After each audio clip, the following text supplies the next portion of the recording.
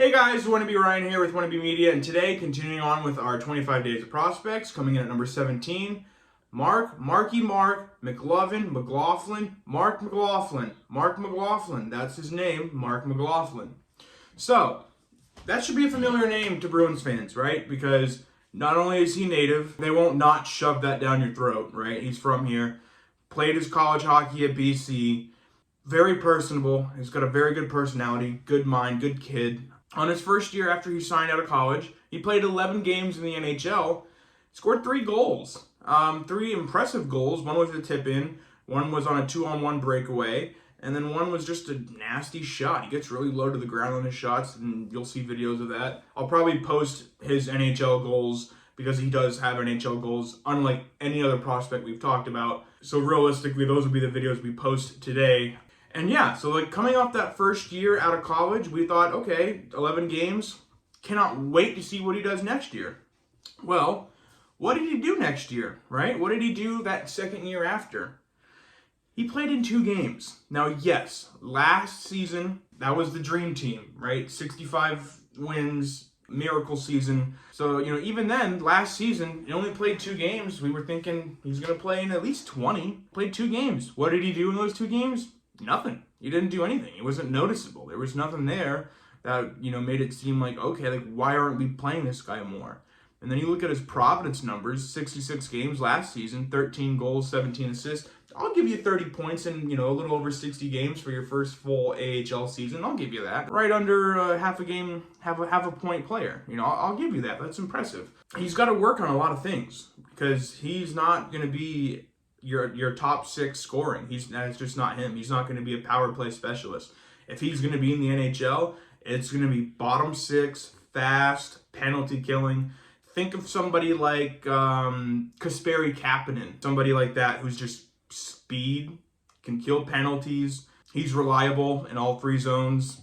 Somebody like that. That's what's going to get him, at least in Boston. Maybe there's 31 other teams in the NHL, so maybe this is just not it for him and he finds it somewhere else. But if he wants to make the team, that's just what he's going to have to do. And this year, coming into his second season in Providence, again, 30 points in 66 games, we thought maybe he was going to make the NHL this season. This year, he gets beat out by John Beecher. He gets beat out by Matt Poitras. Matt Poitras's only 19, and he beat him out.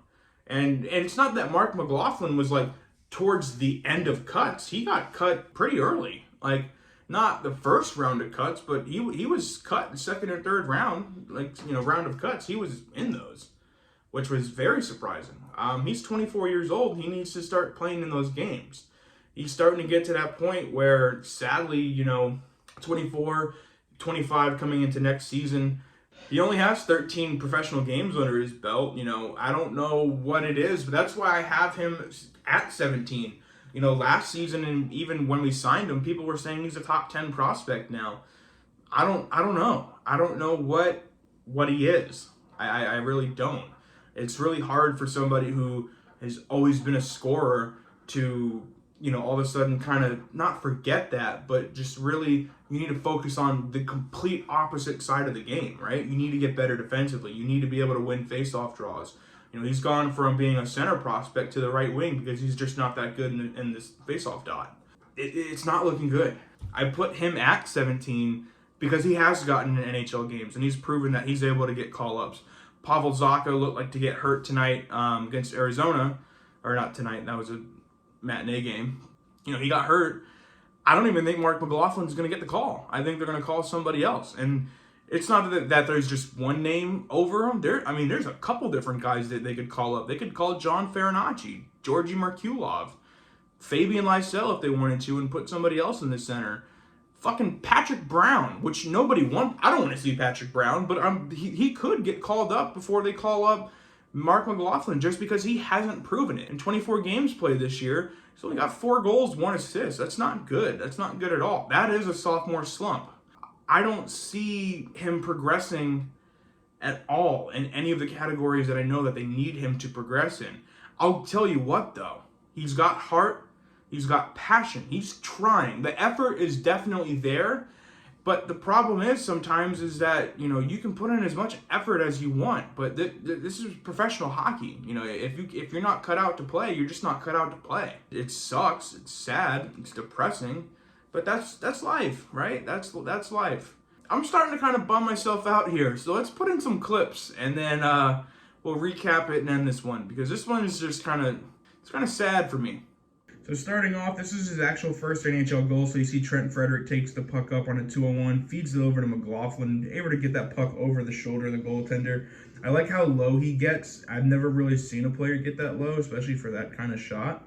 But, hey, if that's what works for you, whatever works, right? Great goal. That's awesome for, Massachusetts native to be able to score that in his hometown, in front of his own family.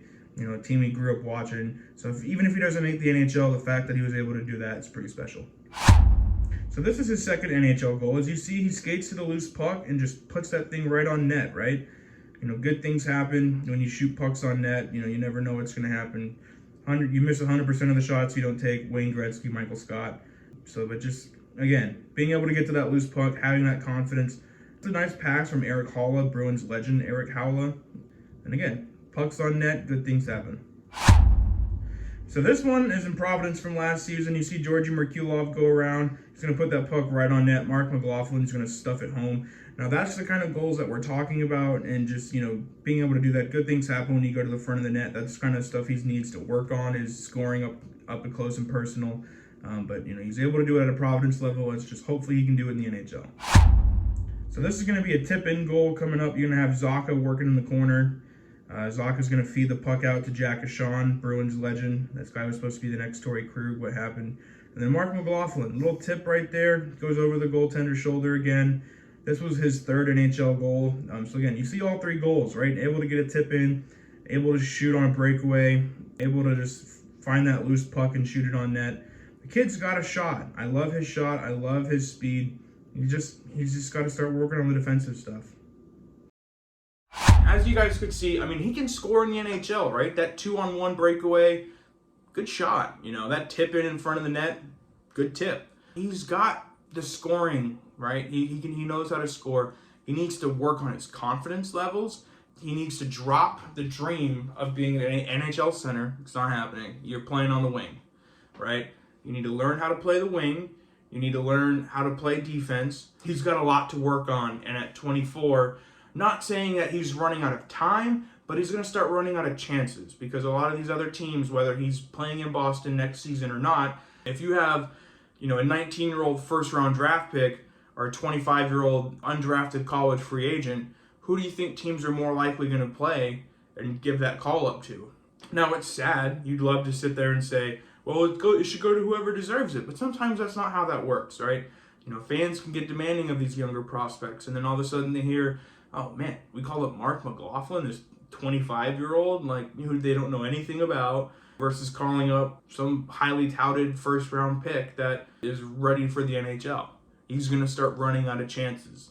So he needs to tighten it up. He needs to figure it out.